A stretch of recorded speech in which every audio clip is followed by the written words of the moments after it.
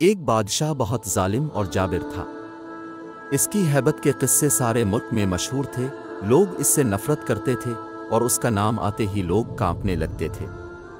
एक दिन जाने क्या हुआ, बादशाह ने सारे शहर को मदऊ किया कि एक अहम ऐलान करना है।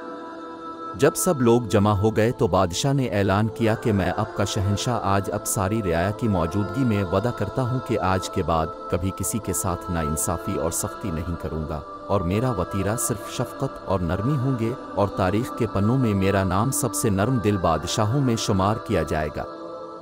सब लोग बहुत हैरान हुए कि शायद बादशाह सिट्टिया गया है, इसको क्या हो चला है। खैर, सब ने सोचा कि बस ऐसे ही बोल रहा है, वक्त बताएगा कि ये बदला है कि नहीं।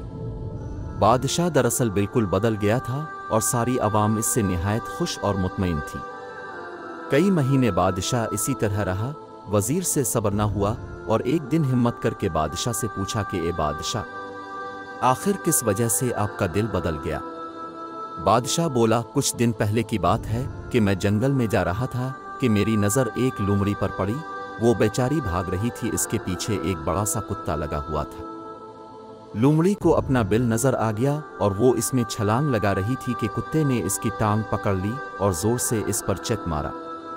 लोमड़ी ने पूरी जान लगाई और अपनी माजोर टांग घसीट कर बिल में घुस गई। इस कुत्ते ने बेचारी लोमड़ी को माजोर कर दिया था।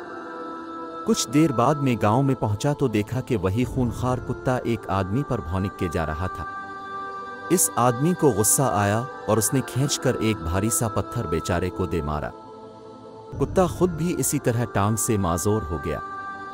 मैं अभी सोच ही रहा था कि ऊपर वाले की लाठी बेआवाज है कि इसी आदमी को एक घोड़े ने दो लत्ती मारी और उसकी भी एक टांग फारिग हो गई। घोड़ा भाग रहा था और आगे जाकर एक गड्ढे में गिर गया। इतना देखकर ही मेरी हालत गैर हो गई और मैंने सोचा कि मैं इतना जालिम हूँ, हर एक पर हुक्म चलाता हूँ, किसी की परवाह नहीं करता, तो मेरा खालिक मेरे साथ भी वही करेगा जो मैं इसकी मखलूक के साथ करता हूँ। तो एक ही तरकीब सुझाई दी कि क्यों ना मैं अपनी रियाया के साथ अच्छा हो जाऊँ ताकि मेरे साथ भी अच्छा हो। बस इतनी सी बात थी।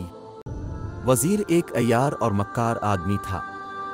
बादशाह की कहानी सुनकर भी उसका दिल ना पुसीजा। बेहिस आदमी उधर से उठा और दिल में सोचा कि बादशाह फारिग हो गया है, यही वक्त है कि मैं इसका तख्त हथिया लूँ। ऐसी गलीज सोच अभी इसके दिमाग की दहलीज पर ही थी कि खालिक का निज़ाम काम में जाट गया और घटिया वजीर धड़ाम से सीढ़ियों से गिरा और उसकी गर्दन दो टुकड़े हो गई। जैसी करनी वैसी भरनी। किसी के साथ बुरा करके ये मत समझो कि किसी ने नहीं देखा, मैं बच गया। जो देख रहा है जब वो पकड़ करता है तो बड़े से बड़ा सुल्तान घुटने टेक देता है।